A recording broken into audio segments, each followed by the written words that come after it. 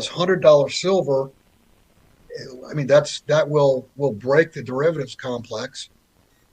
And I mean, everything runs on credit, everything runs on confidence, and derivatives break. If derivatives break, uh, credit breaks, and without credit, the system doesn't continue. So I would just say, be careful what you wish for.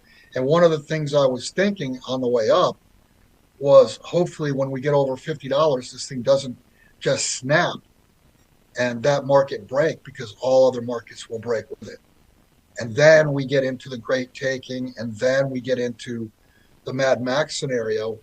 And just a couple days from now, 3 days from now, they're talking about the EBT benefits being canceled. Can you imagine the chaos it's going to be at grocery stores?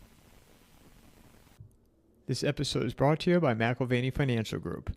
Their advisors bring a depth of knowledge and experience that allow them to serve their clientele with care, ensuring their financial needs are met now and in the future. Personally, I'm not saying cash is worthless, but you can see what's happening. It's worth less every year. Gold is the opposite. Click on the promo link in the show notes or go to www.mcilvaney.com/coffee and a mic.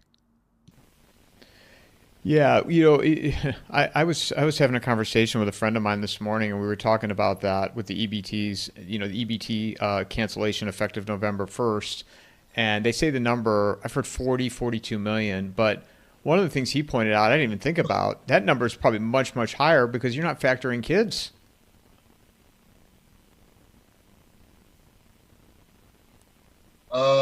Yeah, I don't know whether it factors kids in the 42 million, or that's 42 million heads of household. Um, and I have said this, and I wrote about this a long time ago, probably 10, 15 years ago, that if you most people our age, I mean, and there's very few people left who actually lived through the Depression or really have any memories of the Depression and how bad it was. But we, everybody's seen the black and white pictures of food lines, these massive, long, long food lines. Even 10 or 15 years ago, we would have had those massive food lines if they weren't being paid electronically and be able to walk through the food line just like anyone else, present their EBT card, and boom, they're gone. If those people had to line up every day, the lines would be astonishing. And I mean, what would that do for confidence? So I think I'm just bringing this up because there are enormous food lines, but we don't see them because the payment method is far different today than it was in the 1930s. Well, and also too, if the kids aren't reported in that 40 plus million, I mean, I would say that the number is probably closer to 25% of the population of the United States is relying on the government. Yeah, that would be the case if the kids are not included. I suspect they probably are, but still, 42 million. That's one out of every what, eight, nine people Yeah, that don't have the income to eat or survive. And just listen to what some of these people are saying. If you take my EBT card away, I'm just going to steal. And that's why I'm saying, just imagine what the grocery stores are going to look like. You're going to have people filling up shopping, just walking around. And I mean, that's going to be commonplace all over the country. Do you think though? It always seems like they work something out in the 11th hour and kick the can down the road, because in the end they don't want the pitchforks coming out for them, so to speak. Do you see that scenario Right. playing out here? Very possible. I mean, who knows whether, they have a last minute deal, and that's saved, or they do a separate deal and they save it separately from the funding of the budget. I mean, I don't know. I hope they figure something out. But keep this in mind: when all is said and done, we're going to get to that point anyway, uh, where the cards don't get credited, or they get credited and the credit doesn't buy anything. And let me go one step further when I say, and the credit doesn't buy anything. Here we are, and actually right now, and I don't know whether the Fed cut or didn't cut. Uh,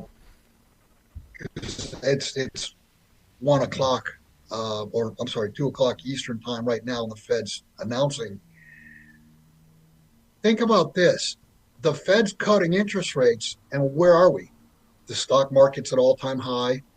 Uh, the housing market has cooled off, but that has not corrected yet. Really, the only thing that's been devastated so far, and I mean really devastated, is commercial real estate. I mean, a lot of those properties are down 50, 60, 70% or more from just from 2015, 2017. Uh, so you're you're looking at the Federal Reserve juice the economy with markets already at all-time highs. What could possibly go wrong with that? What as we see right now, then okay, so let's say they kick that can down the road for a little while, and then the Fed, which I didn't even get a chance to look at as of recent, if there's been any kind of announcement of what they're going to do, but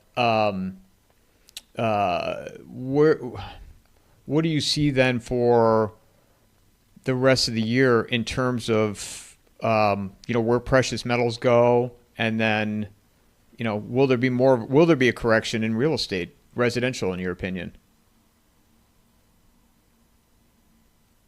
I don't know in dollar terms. I suspect, yeah, you'll see a pullback.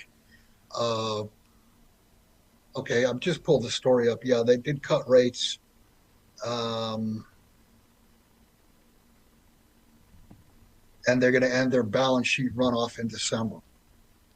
So I mean, this is they're pumping more money into the system. As far as your question goes, the rest of the year, that's I mean, you're looking at 2.5 months, and I suspect things are going to get bad like really quickly at some point in time. It could be, and it very well could be December because you've got a big delivery month for both silver and gold off of COMEX. If either of those fail to deliver, it's game over, and we'll be in within Mad Max world. The beginnings of it are 72 hours after that happens because you're talking about the human stomach. I mean, how many people have food stored up? Not a whole, not a big percentage of the population. And I would say a bigger percentage of the population has nothing stored up.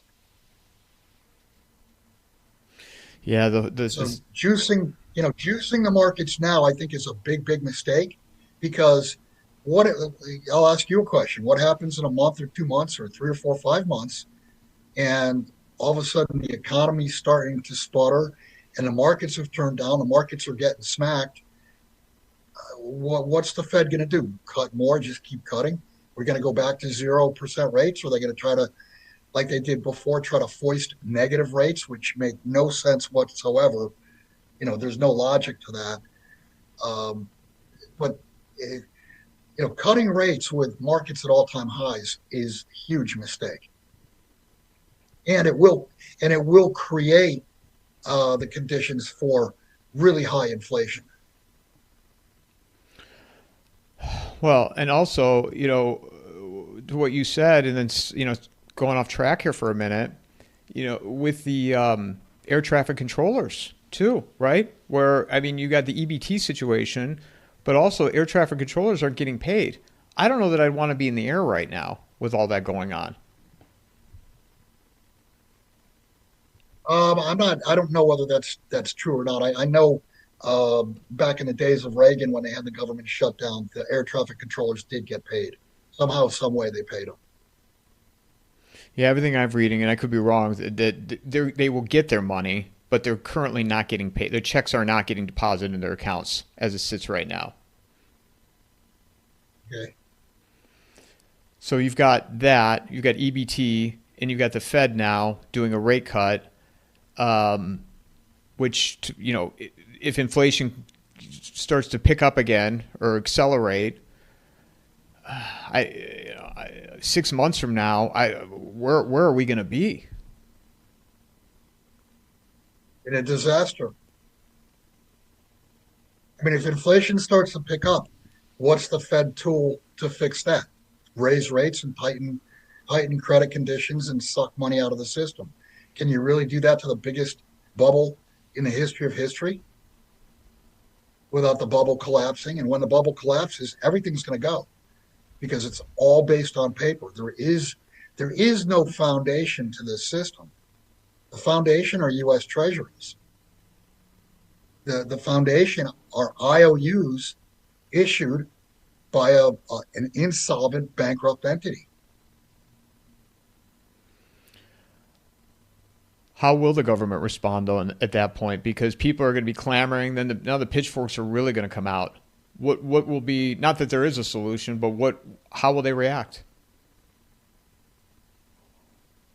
Uh, you're probably going to see, if you can imagine a bobsled going down a run, and they make one bad turn and they're bouncing from one wall to the right wall to the left wall to the right wall to the left wall. They're bouncing back and forth. I mean, I could envision the Fed, one day saying they're going to cut rates, and then a week later they're going to raise rates, and then they're going to cut rates, and then they're going to raise rates. I mean, they've backed themselves into this corner. And I mean, obviously, when I say themselves, it's the powers that be. But who's it going to affect? It affects the population. And we've lived beyond our means for so long that, yeah, people are going to complain, but they don't understand. They've had 10, 15, 20 plus years living a lifestyle that we had no right living because we lived beyond our means. Yeah, and I still do. You think that people I feel like people understand there's something not right here because they thought Trump was going to come in and just fix all of it and they could go back to where the way life was before. But I don't think they have a really understanding of where our system is. No, they don't. And I mean, no, I said, barring the second coming of Jesus Christ, there's no way this is fixed because it's math. You cannot change, alter, or fix math. The math does not work. Do you are you amazed though that it's been able to keep stitched together for as long as it has? I've been amazed longer. Yes, I'm absolutely amazed that they've been able to hold this together. Um, they can't hold it together forever. And I'll just go back to the failure to deliver of gold and silver. You can't print those. And it's the suppression scheme has been on, I guess, really since 1996, since Robert Rubin's strong dollar policy. But when you suppress the price of something, what you're doing is you're creating more and more and more demand, and you're inhibiting supply because there are mining companies that would have drilled. There's mining companies, uh, that would have grown from the exploration stage that didn't because the pricing was not there. Now we've got the pricing, but the problem is it takes too long. I mean, if you found a piece of property you drilled today and you found gold, you're not going to be up and running for 3 to 5 years anyway. So the supply is very inelastic, and suppressing the price, you're allowing more ounces to be bought for the same amount of dollars. If the price of gold or silver double, you're only able to buy half as many physical ounces. And that's what the problem is. The physical ounces don't exist to deliver. And we're going to find out.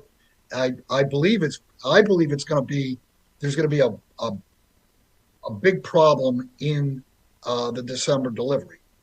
We'll see. That's opinion on my part. I mean, I try to do nothing but facts and logic, but opinions got to come in, and I believe that December is going to be the problem. You look at this month, the amount of gold contracts that were standing for delivery at the very first day. that number is now double later in the month. And if you go back 3, 4, 5 years ago, it used to be you'd start with 100 contracts, and by the time delivery was done, you'd only have maybe 20 or 30 contracts still standing for delivery. Everyone else accepted fiat settlement payment in cash. That's not the case now. What you've got every single month is you start with that same 100, and by the end of the month, there might be 200 or 300 standing for delivery. So they're stepping up, they're buying the current month, and they're saying, I want delivery. And, this is October's another month as an example. I mean, I think there's only 1 month this past year that the contracts standing for delivery were actually less than first notice day. But month after month after month, people are stepping up, buying the current contract and saying, I want it delivered. And December, just because it is a big delivery month, it's one of the biggest. Uh, that one stands out in my mind as a very real potential of this thing breaking. Because they won't be able to meet the physical demands, is what you're saying. They're going to order it on paper and won't be able to meet the physical demand of delivery. Right, right. And then the question is, if those contracts can't deliver, what is the value of a contract that cannot perform? And the answer is zero. This goes back to what my late partner Jim Sinclair used to say. He would ask that question, what's the value of a contract that can't deliver? And he surmised that, you very possibly could see Comex at $10 per ounce offered, no buyers, and the cash market at 50,000 ounce bid and no sellers. And that's an illustration right there of a contract that cannot perform. It'll go to, the paper will go to zero, and the metal itself would become unobtainable. And it's not like people are going to be accepting of it to be delivered at a later date at that point. And that would start the No, that would spark no, the that's so well, if they're asked to accept it at a later date, that's an admission right there of failure to deliver. I mean, it's like throwing blood in shark infested waters. what do you think happened with the silver market then? And in relation, I had Andy Scheckman on last